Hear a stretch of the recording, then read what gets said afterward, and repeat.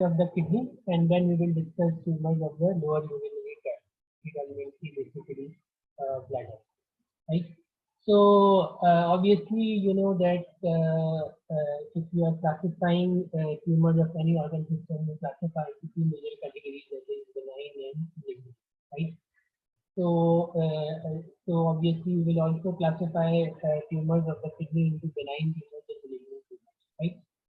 Among benign category, we have a tumor which is called as renal papillary adenoma or just papillary adenoma, which is a rare tumor, right? Then there is another tumor which is called as angiomyolipoma, right? And then oncocytoma, right?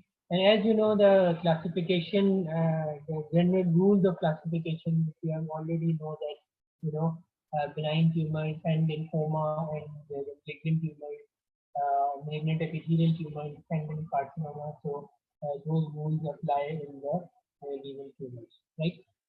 But unlike other organ systems, where you know that benign tumors are more common than malignant tumors in general. For example, if I talk about, you know, skin and skin papillomas, fibromas, if I talk about, you know, female genital tract system, so you know, leiomyomas, they are more common, right? But this is not true for kidney. In kidney, the malignant tumors are more common than benign tumors, right? And the most common malignant tumor, which accounts for more than 90% of the cases, is renal cell carcinoma, right? So, you know, the renal cell carcinoma is more common than any of the benign tumors of the kidney, and so if there is any mass in the kidney, it is considered as malignant until proven otherwise, right? This is, you know, very opposite to the other organ systems, right?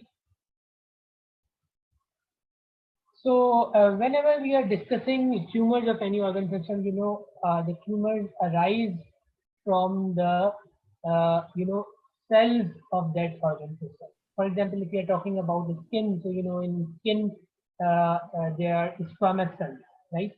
And then at the base, just above the basal membrane, there are layer of a basal cells, right? And in between the squamous cells, there are melanocytes. So these are the three main tumors which arise from the skin, that is squamous cell carcinoma, basal cell carcinoma, and melanoma, right? If we talk about GI system, so you know, in the esophagus and the upper GI tract, there is squamous lining, so squamous cell carcinoma arise. In the stomach and the lower down, there is columnar lining, so adenocarcinoma arise. So similarly, in the kidney, if you want to learn the tumors of the kidney, so in the kidney there are, you know, renal tubular epithelial cells, right? The cells which are lining the tubule. So if the tumor arises from those renal tubular epithelial cells, it is called as renal cell carcinoma, right? On the other hand, in the pelvis, the lining is urothelial lining, that is transitional epithelium. So if the tumor arises in the pelvis, then it would be a urothelial carcinoma. Previously, it was called as transitional cell carcinoma, but now it is called as urothelial carcinoma. And because this epithelium is called as urothelium rather than transitional epithelium. So the name is changed, so the name of the carcinoma has also been changed, right? So I'll just briefly, you know, talk about these three benign tumors, and we'll quickly go on to discuss the renal cell carcinoma. Renal papillary adenoma is a very rare tumor, and it is less than 1.5 centimeters. So if and there is a malignant counterpart of this lesion, which is called as renal cell carcinoma, papillary subtype or papillary renal cell carcinoma. And the main distinction is just the size. If the tumor is less than 1.5 centimeters and there is no ATP and there is no invasion into the surrounding kidney, it is called as renal papillary adenoma, right? And if the tumor is greater than 1.5 centimeter, it has ATP and it is invading into the adjacent renal parenchyma, it is called as papillary renal cell carcinoma. Angiomyolipoma is a very, you know, a distinctive tumor, a very, you know, unique tumor, as it is a triphasic tumor. And as the name is telling you, angio means blood vessel, right? Myo means muscle, and lipo means adipocytes or fat, and if it is ending in oma, so it means that it is benign. So it means that, as the name is telling you, it is a benign tumor which is composed of blood vessels, smooth muscle, and fat, right? So this is called as angiomyolipoma, right? And it is, a benign tumor, and it is associated with a syndrome which is called as tuberous sclerosis, right? And in tuberous sclerosis, some brain tumors also occur, and pheochromocytoma, renal tumors also occur. So there is a combination of renal tumors, brain tumors, and the renal tumors. Then there's another brain tumor which is called as oncocytoma. And oncocytes, the name is telling you, and oncocytic tumors now, this is a recognized entity, and these tumors occur in all organ systems. And basically, it is composed of cells which have very pink eosinophilic cytoplasm, and that pink eosinophilia is due to mitochondria. So these cells have variation mitochondria. And there is a malignant counterpart of this tumor, which is called the chromophobe variant of renal cell carcinoma, right? Which has again the atypia, and it is, a malignant tumor, right? So just remember the three names: renal papillary adenoma, angiomyolipoma, and oncocytoma. Here you can see this is an angiomyolipoma, very large tumor, and microscopically, as you can see, these are fat cells. The fat cells in the histology appears as empty large vacuum, because the fat is dissolved in the processing, and so it leaves a clear empty space. So these empty spaces are fat, and then you can see these are the blood vessels, and in between these blood vessels is a smooth muscle. So smooth muscle, blood vessel, and fat, angiomyolipoma. Now we come to the renal cell carcinoma. As I told you, the renal cell carcinoma arises from renal tubular epithelium cells, right? It is more common in males, and one of the most important risk factors is smoking, right? So cigarette smoking, other risk factors is unopposed estrogen. Obesity leads to unopposed estrogen, because in the fat, estrogen is produced, right? And if the patient is taking exogenous estrogen, it will also, pose risk of renal cell carcinoma. Asbestos exposure, which you have already, know from your lung pathology, that is to lead to glioma, it also can lead to renal cell carcinoma. But by far the most important risk factor is cigarette smoking, right? Here you can see renal cell carcinoma. Usually it has a polar location, that is, it is present in the upper pole or the lower pole, and it is very yellowish in color, right? Because the tumor cells are rich in fat, right? So this is malignant tumor, which is renal cell carcinoma. So just remember, if in the gross pathology you see a tumor at the pole, right? So it is most likely, and it is yellow in color, it is most likely a renal cell carcinoma. If the tumor is present here in the pelvis, so it is most likely a urothelial carcinoma, because you know that in the pelvis, the epithelium, the lining epithelium of the pelvis is urothelium. So the tumor which arises is urothelial carcinoma. There is a classic clinical triad, and that clinical triad is hematuria, abdominal mass, and flank pain. Although this classic triad is present in less than 30% of the cases, but if triad is present, it is very characteristic of renal cell carcinoma. That is an abdominal mass, because the renal tumors are very large in size, because the kidney is located in the retroperitoneum. So when it comes to attention when the tumor becomes very large. So hematuria, abdominal mass, and along with flank pain is a classical triad for renal cell carcinoma. And weight loss, and myalgia, fatigue, low-grade fever, these are the signs and symptoms of any malignancy, right? So the classic triad is hematuria, abdominal mass, and flank pain. And what you are going to do if you are suspecting a renal tumor, you are going to do an abdominal CT scan with contrast or an MRI, right? So CT scan with contrast and MRI, these are the diagnostic tests of choice. And then obviously, if on CT scan and MRI it is a malignant looking tumor, then you directly proceed to the resection, right? Either the partial nephrectomy, right, or radical nephrectomy. If the tumor is very small, then you can do a partial nephrectomy if it's part of the kidney is removed, and if the tumor is large, then radical nephrectomy. A biopsy is generally and not needed, but sometimes the biopsy is done if there is any doubt about the preoperative diagnosis. But generally, if there is a large renal tumor, as I told you, that there are more than 90% chances that it is malignant, right?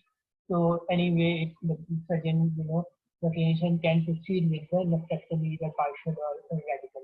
This is in contrast to the other tumors where the pathological diagnosis is mandatory, right? You cannot proceed to the surgery without diagnosis, preoperative diagnosis of malignancy. For example, if the tumor is in the stomach or GI tract or lungs or anywhere else. But here in the kidney, as I told you, there are more chances that the tumor is malignant than benign, so you can proceed to the surgical resection without a preoperative diagnosis. As I told you, the treatment is nephrectomy, either partial or radical nephrectomy, depending upon the size, and the prognosis depends upon whether the disease is limited to the kidney or it has spread. Because this is one of the tumor, the rule is the carcinoma first spread to the lymph nodes and the sarcoma first spread hematogenously to the other organ systems, right? But the renal cell carcinoma is one exception, and the hepatocellular carcinoma is another exception, which can directly go into the veins and then their thrombi are shed and it goes to the other organ system, right? So here again, you can, the renal cell carcinoma can grow into the renal vein. So as it grows into the renal vein, what happens that the tumor emboli are separated, right? And it go to the heart and then into the lungs, and so the systemic metastasis to the lung can occur. Similarly, the metastasis can occur to the bone, right? So the hematogenous metastasis can occur before the nodal metastasis, in contrast to the other carcinomas.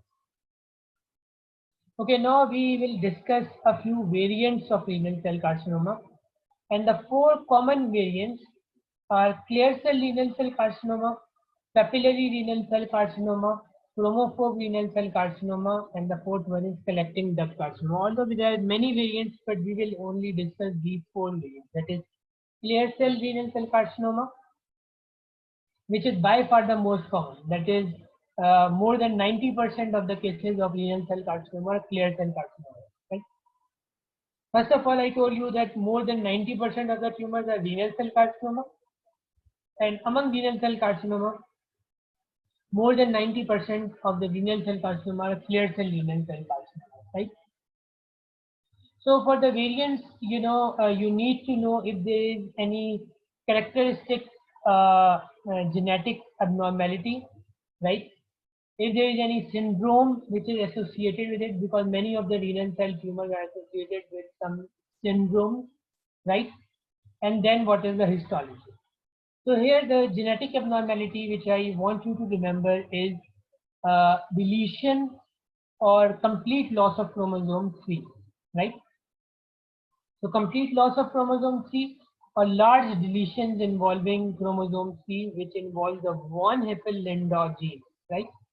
So this is a characteristic abnormality, cytogenetic or molecular abnormality, which is associated with clear cell carcinoma. Up till now, I have told you that angiomyolipoma is associated with the syndrome which is called as tuberous sclerosis. So here, clear cell carcinoma is also associated with a syndrome which is called as von Hippel-Lindau syndrome. Due to shortage of time, I'm not discussing in detail what is this syndrome, but you should know that what are the other tumors which occur in von Hippel-Lindau syndrome and what is the genetic abnormality. So clear cell renal cell carcinoma is associated with von Hippel-Lindau syndrome, which is associated with a genetic abnormality, that is complete loss of chromosome 3 or large deletions of involving chromosome 3. As I told you, it arises from tubular epithelial cells, and here proximal tubular epithelial cells, right? Grossly, it forms a large spherical solitary mass, usually which is present in the upper or lower pole of the kidney, and it is present in the renal cortex rather than in the renal medulla, and it is yellowish in color because it is rich in fat. Now, histologically, the most important thing is that the cells have clear cytoplasm. And why they are clear? Because they are rich in fat, and the fat is dissolved in the processing, so it appears clear. So clear cells, right? And secondly, there is a rich background vasculature. This chicken wire type vasculature you can see in the background. These are all blood vessels, right? So characteristic rich background vasculature, capillary network, and then the cells which have a clear cytoplasm.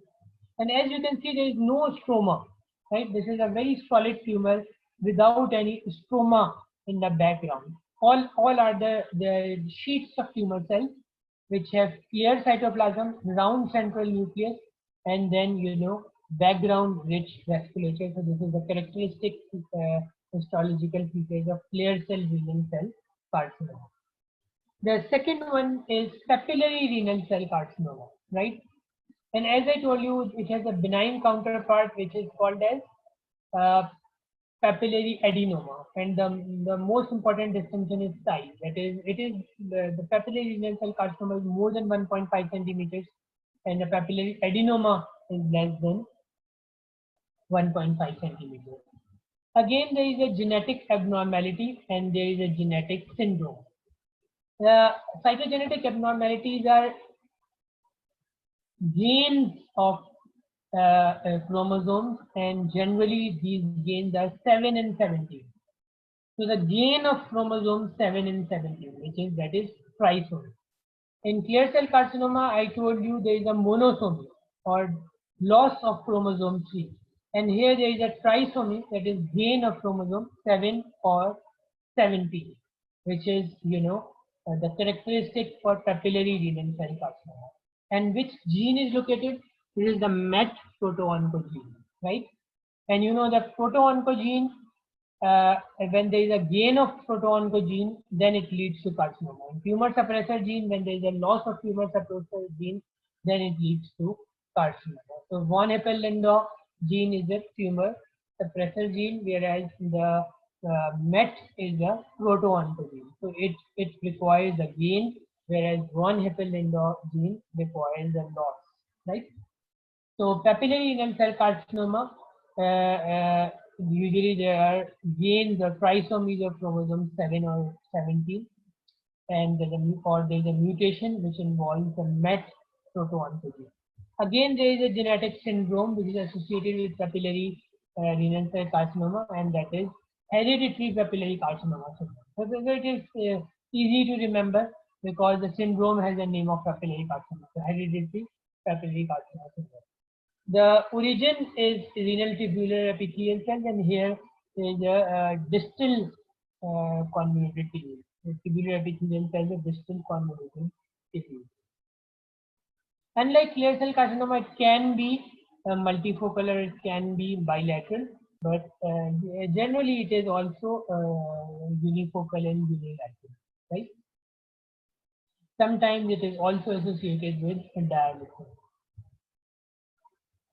So for papillary tumors anywhere in the body, the rule is it has a papillary architecture. That is, it has a papillary core surrounded by cells. And here the cell, that resembles the cells of the renal tubular epithelium. So cells resembling tubular epithelium, and there is a central fibrovascular core. That is in the center of the papillae. The papillae are finger-like structures. Finger-like structures are spherical structures in the center of which there is a blood vessel. So here you can see a blood vessel surrounded by tumor cells. It's a papillary renal cell carcinoma. The other one is chromophobe renal cell carcinoma. It is rare, less than 5% of the cases. And the cell of origin is collecting duct epithelial cells, right? And again, there are multiple chromosomal losses or gains, and so you don't need to remember here. and again it is rare. But there is a syndrome which is called as Bird-Hogg-Dubie syndrome, right? So just remember, it's a very fancy name of the syndrome, Bird-Hogg-Dubie syndrome, and it is associated with chromophobial cell carcinoma. It is also associated with oncocytomas, right? And histology is, as you can see, there is eosinophilic cytoplasm rather than clear, and the cell membranes are very thick, and it resembles a plant cell, because plant cells have cellulose, and so the cell walls are very thick, and so it has cell wall-like cell membrane, thick cell membrane, eosinophilic cytoplasm, oncocytic cytoplasm rather than oncocytic cytoplasm, that is pink granular cytoplasm. Here you can see that the granules are there, the pink granules are there in the cytoplasm. And then there is a characteristic resinoid nuclei, that is nuclei which are resinoid-like, nuclei. So the three features: a pink granular cytoplasm, thick cell membranes, and resinoid-like nuclei. The last one, which is very rare, and it is less than 1% of the cases, it usually arises from the medulla of the kidney. So this is the only tumor which arises in the medulla of the kidney. The other tumors, usually arise in the cortex, and it arises from collecting ducts. And this basically resembles any adenocarcinoma. That is, it is a tubule forming tumor. Again, you can see there tubules are forming, so they are like adenocarcinoma. And the other thing is, it is the only tumor which has a stroma. You can see there is a background desmoplastic stroma, because all of the other tumors here, there is no stroma in the chromophobe tumor. Clear cell carcinoma, papillary carcinoma have no stroma. So here there is a stroma in the background. So this is collecting duct carcinoma. So as I told you, there are four main variants of the renal cell carcinoma. Clear cell renal cell carcinoma, right, which has characteristic clear cytoplasm, and there is a background rich capillary network. Then there is papillary renal cell carcinoma, which has a central core of blood vessel, capillary core surrounded by the tumor cells. And then there is a chromophobe renal cell carcinoma, which has pink granular cytoplasm, thick cell membranes, and resinoid-like nuclei. And then there is a collecting duct carcinoma, which is as a tubule-like or gland-like tumor cells, and there is a desmoplastic stroma in the background. So just a quick recap. What do you think? What is this?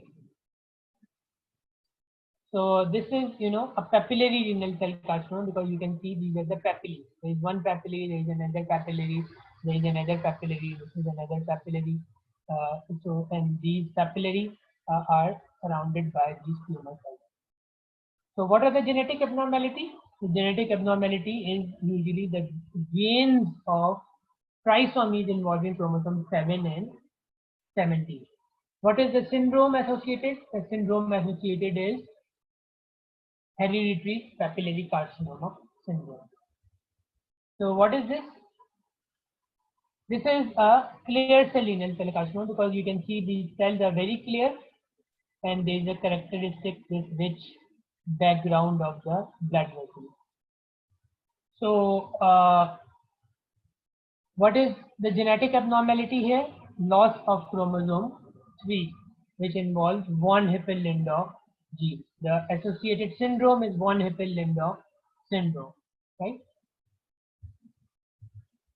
Okay, now tumors of the renal pelvis. As I told you, the renal pelvis, the most common tumor is urothelial carcinoma. Previously, it was called as transition cell carcinoma. Now it is called as urothelial carcinoma. Again, the most common risk is smoking, and we will discuss urothelial carcinoma in detail just in a few minutes with the bladder tumors. And then squamous cell carcinoma is very rare, and again it arises in the pelvis, and it is associated with renal stones, right? A chronic infection which leads to squamous metaplasia first of the urothelial lining, and then squamous cell carcinoma arises. So here you can see this tumor is located in the pelvis. So any tumor which is located in the pelvis, it is more likely to be urothelial carcinoma rather than renal cell carcinoma, because renal cell carcinoma location is here at the upper or lower poles of the kidney in the cortex. So here you can see the urothelial carcinoma also has a papillary architecture, that is there is the fibrovascular core, but the surrounding cells are not, they don't resemble the renal tubular epithelial cells. Instead, they resemble the urothelium, right? That is transitional epithelium. Okay, so this concludes, the kidney tumors. Now we come to the bladder tumors. In the bladder tumors, we have two major category of the tumors. One are urothelial tumors, and then there are non-urothelial tumors. Because in the urinary bladder and in the ureter, ureter and the urinary bladder, both in the ureter and the urinary bladder, the lining, and also in the pelvis. So starting from the pelvis, the main tumor which arises is urothelial tumor. In the kidney, whether in the cortex or in the medulla, the tumor which arises is renal cell carcinoma. But in the pelvis, in the ureter, in the urinary bladder, the tumor which arises is the urothelial tumor. So the main tumor which arise here are in the bladder are urothelial tumors. Then there are non-urothelial tumors like squamous cell carcinoma, very rarely adenocarcinoma, squamous cell carcinoma, or small cell carcinoma. But remember, for all practical purposes, it is urothelial carcinoma. Very rarely, when the tumor is associated with stone, or it is associated with infection with schistosoma hematobium, then the squamous cell carcinoma can arise. But apart from that, they are urothelial, right? So the first thing I told you is urothelial tumors and non-urothelial tumors, and among non-urothelial tumors, the most common one is squamous cell carcinoma. Now, the urothelial tumors can be a papillary, that is exophytic, or they can be flat.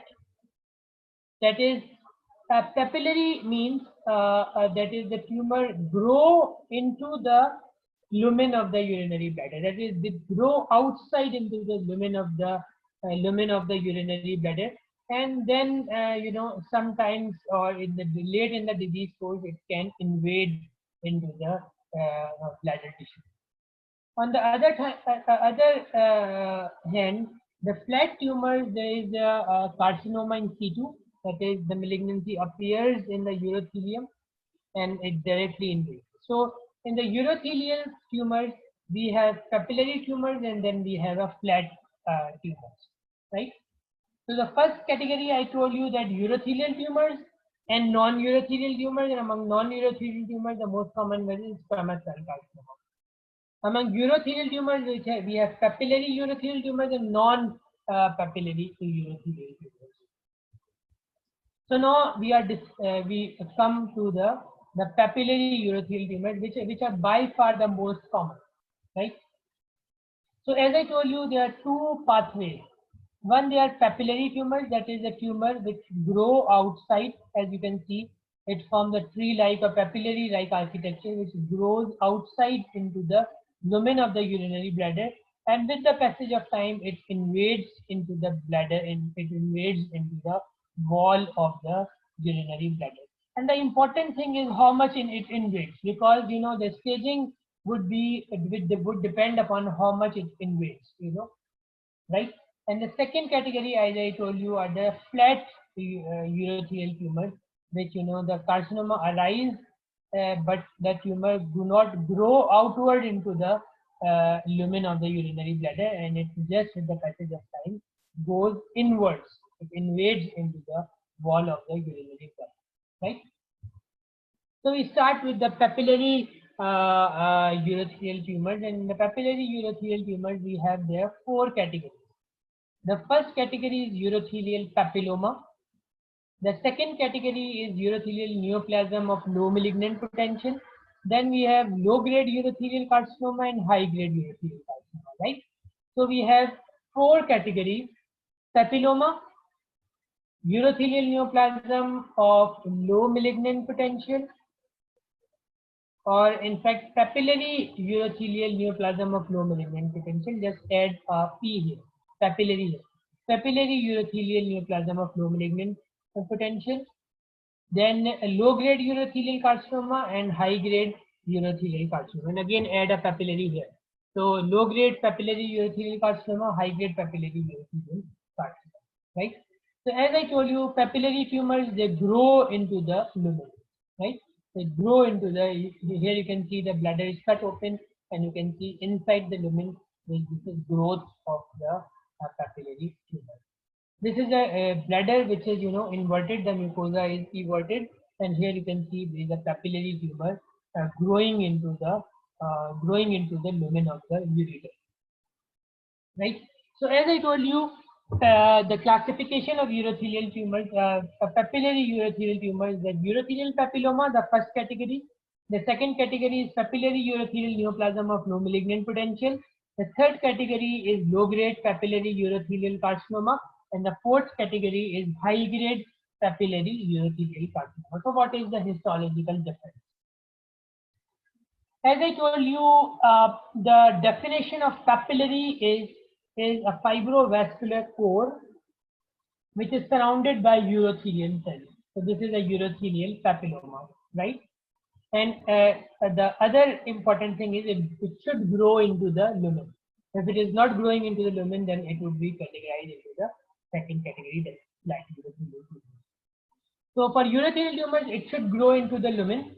And for urothelial papilloma, the first category is that there is a fibrovascular core surrounded by urothelium, that is urothelial cells, transitional epithelial cells, and the thickness of the urothelium is normal.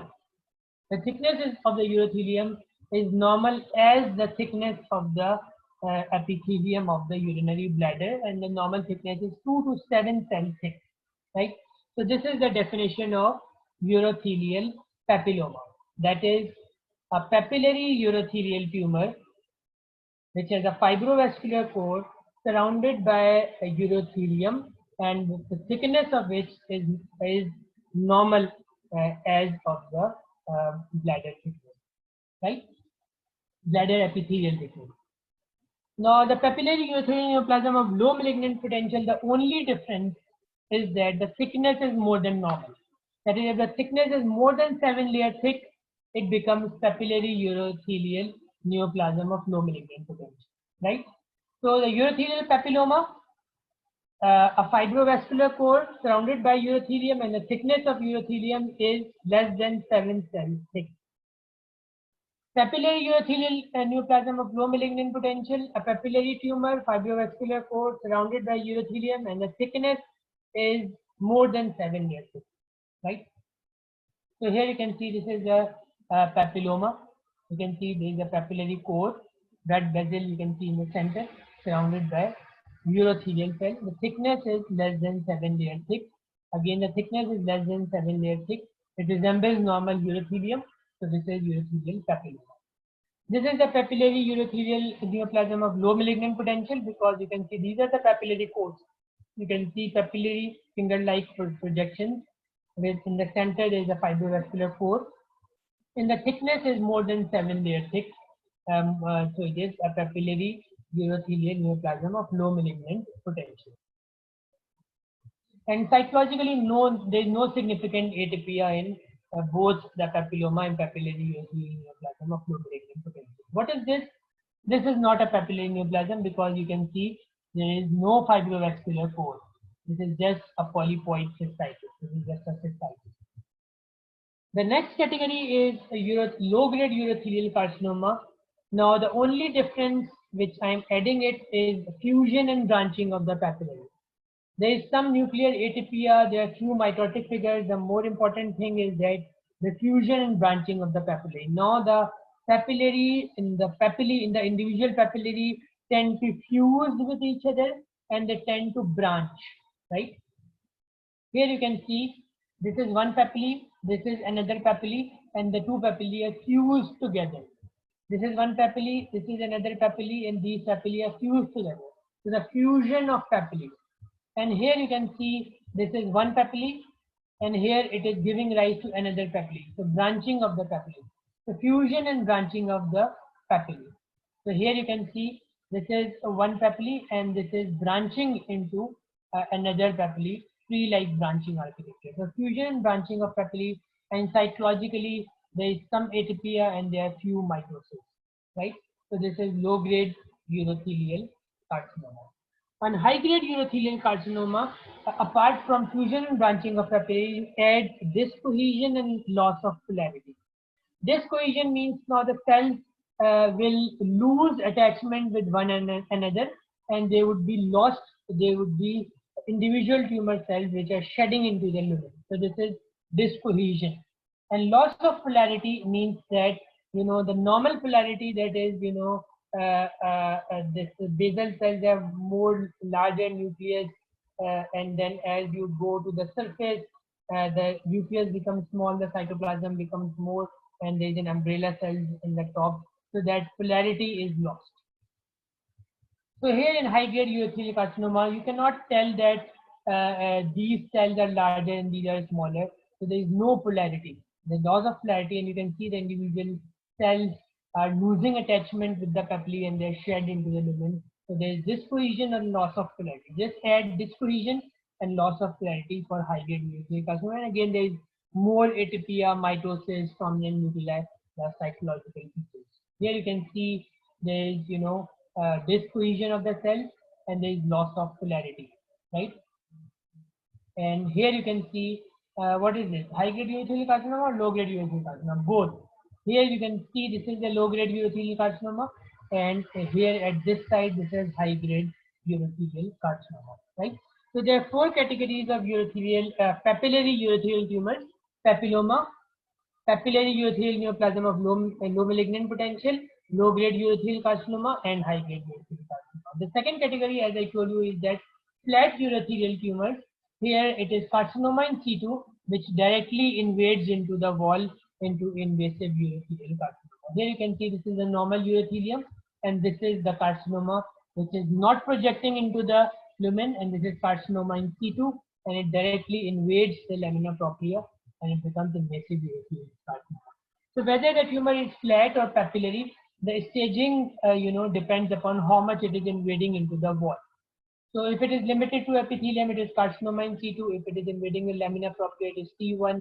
If it is invading the muscularis propria, it is T2. And if it is invading out into the perivesical soft tissue, it becomes T3, and so on. And the most important distinction is whether the tumor is invading the muscularis propria or not, because the treatment depends on this, and I will just come on to this. As far as risk factors are concerned, as I told you, the most important risk factor is cigarette smoking, right? And as far as molecular pathogenesis is concerned, the most important thing is deletions or abnormalities involving the chromosome 9. So chromosome 9 deletion. And for invasive tumors, that is a tumor which are invading the muscularis propria, whether they are papillary or non-papillary, it acquires a mutation p53 gene, that is involving the chromosome 17. So for non-invasive tumors, chromosome 9, and for invasive tumors, chromosome 17, right? So there are two pathways. The papillary tumors, they have mutations involving the chromosome 9. These are the papillary urothelial tumors. It acquires the p53 mutation and becomes invasive. On the other hand, the flat urothelial tumors have p53 mutation from the start, and they directly invade. How the patient presents? Patient usually presents with painless hematuria. Painless hematuria, and then signs and symptoms of cancer, that is fatigue, weight loss, abdominal pain, and so on, right? How you diagnose? You can do urine cytology, right? And you can do, and on cytology, there are atypical cells, and then you can do cystoscopy and biopsy. That is, the scope is passed through the urethra into the urinary bladder, and then through that scope, it is directly, the bladder wall is directly visualized, and if there is any papillary lesion or flat lesion, it is biopsy, right? So cystoscopy with biopsy is the diagnostic test of choice for urothelial or bladder cancer. For kidney tumors, the diagnostic test was a CT scan with contrast, and here the diagnostic test is cystoscopy with biopsy. As far as treatment is concerned, the most important thing to decide the treatment is whether the tumor is invading into the muscle layer or not. So the tumors which are not invading the muscle layer, the local treatment, that is local resection of the tumor, or a topical chemotherapy or topical BCG injection is given. On the other hand, the tumors which are invading the muscle wall, the cystectomy, that is removal of the bladder, ureter, prostate, the radical cystectomy is given. So the main distinction is whether the tumor is involving the muscle layer, so whether the tumor is T2 or less than T2. If the tumor is T2, that is invading the muscle layer, then you need a radical cystectomy. If the tumor is not invading the muscle layer, any topical or local treatment, that is transurethral resection of the tumor, or topical chemotherapy or topical BCG injection or topical immunotherapy would be enough, right? So this concludes urothelial tumor. Just remember, in the kidney we discussed the most common tumors, renal cell carcinoma. In the bladder we discussed the most common tumor, urothelial tumors, which can be flat or papillary. In the papillary tumors we have 4 categories: papilloma, papillary urothelial neoplasm of pro-malignant potential, low-grade papillary urothelial carcinoma, and high-grade papillary urothelial carcinoma. Any of this tumor can acquire P53 mutation, and it becomes, invasive urothelial carcinoma. And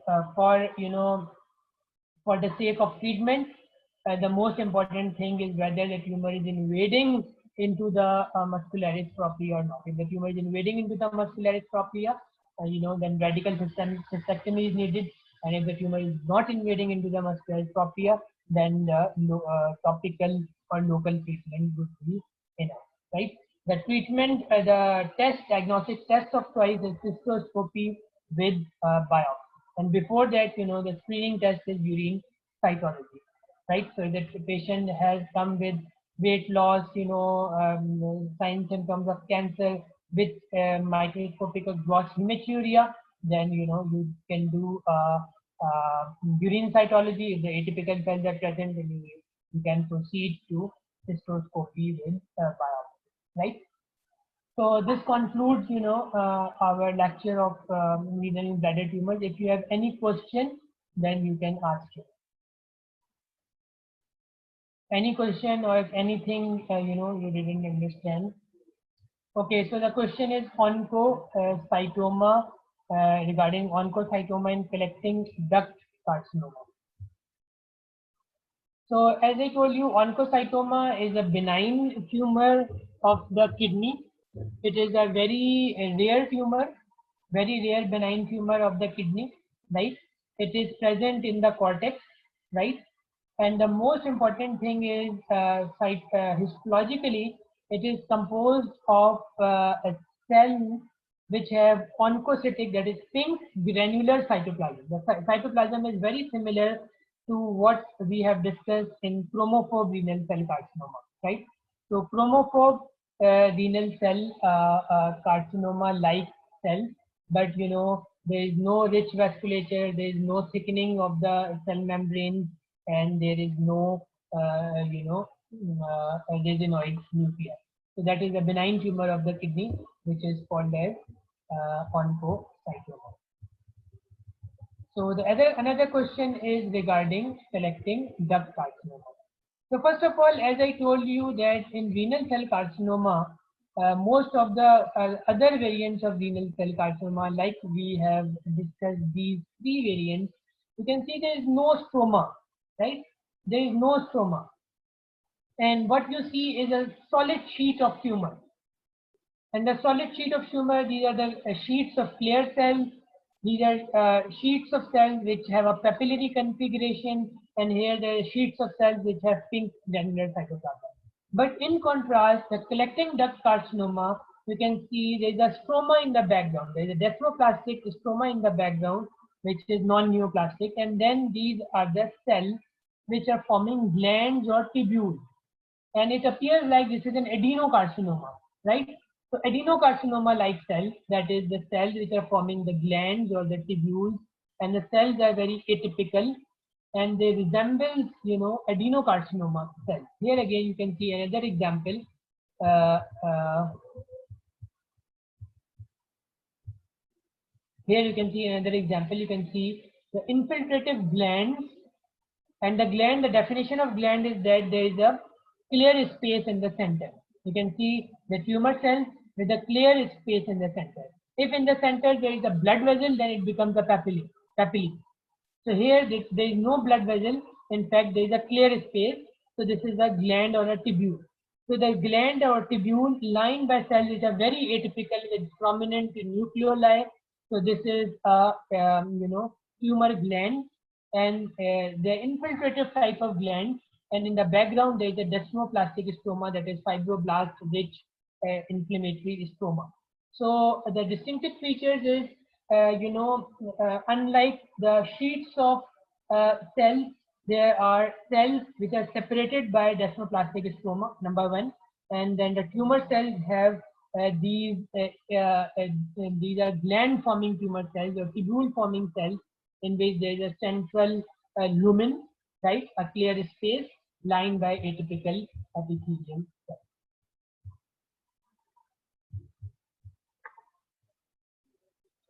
So any other question?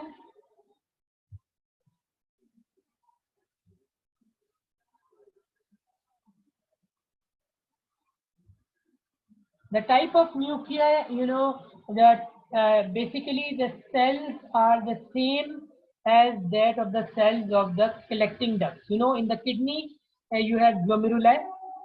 There are very rare tumors which are arise from the glomeruli, which are called as juxtaglomerular tumors, but they are not mentioned in your book, so I didn't discuss. Then in the kidney you have a proximal convoluted tubule, loop of Henle, distal convoluted tubule, and then they are collecting ducts. So, clear cell carcinoma and papillary renal cell carcinoma arise from the proximal and distal convoluted tubules respectively. On the other hand, the collecting duct carcinoma, as the name is telling you, arise from the collecting ducts. So the cells, they resemble the cells of the collecting ducts, except they are very atypical. And the nuclei, as you asked, the nuclei are, they are a pink eosinophilic cytoplasm. The nuclei are very atypical, and they have a prominent nucleoli, and they have vesicular type of nuclei, vesicular type of chromatin, and prominent nucleoli. Wilms tumor, I deliberately, left it because it is not given in your book. I just mention it for completion, And Wilms tumor, basically, it is the most common tumor in the children, right? So if a child presents with you a renal tumor, it is most likely to be a Wilms tumor. The other name for Wilms tumor is nephroblastoma. Nephroblastoma. So nephroblastoma or Wilms tumor, it is a triphasic tumor, and in the triphasic tumor, it has the characteristic these abortive primitive glomeruli tubules, and then there is the blastema, which is a small round blue cell-like stroma, like the stroma of the hepatoblastoma or renal blastoma, or the any other blastoma of the body, like retinoblastoma, etc., or medulloblastoma, right? So a primitive stroma, right, which is called as blastema, and then there is abortive glomeruli and tubule, and then there is a stroma, right? So stroma, blastema, and primitive glomeruli and tubule. So these are the this is a triphasic tumor which is composed of these three structures, microscopically. Grossly, it is a large fleshy tumor, and no and this is the most common tumor in the children. So if in a question stamp a question arises that there is a tumor in the children which are arising from the kidney, there is 95% chances that it would be a nephroblastoma or Wilms tumor, right? So any other question?